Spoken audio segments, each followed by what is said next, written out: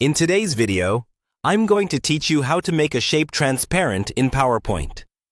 This is a really useful skill when you want to layer text over images, highlight certain areas without blocking the content behind them, or simply give your slide a cleaner, more modern look.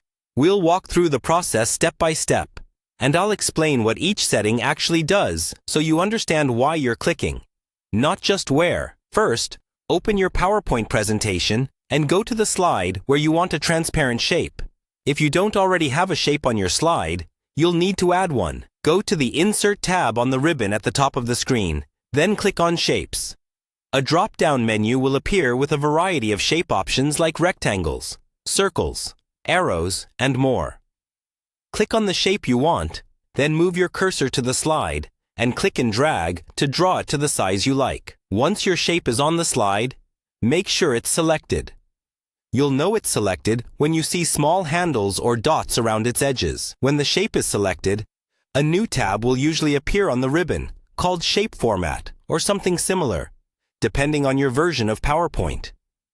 Now we're going to adjust the transparency. With the shape still selected, look for the Shape Fill option in the Shape Format tab. Click on Shape Fill, then choose More Fill Colors or Format Shape. Again, depending on your version, this will open a panel, usually on the right side of your screen, called Format Shape. In the Format Shape panel, make sure you're on the Fill section. You should see an option for Solid Fill if you're using a basic color. Under that, you'll see a transparency slider or a box where you can type a percentage.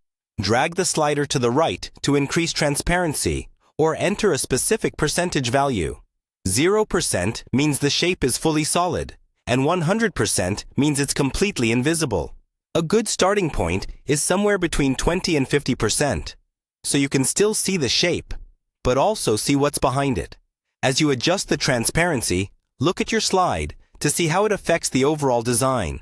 You can always come back and tweak it later, so don't worry about getting it perfect the first time.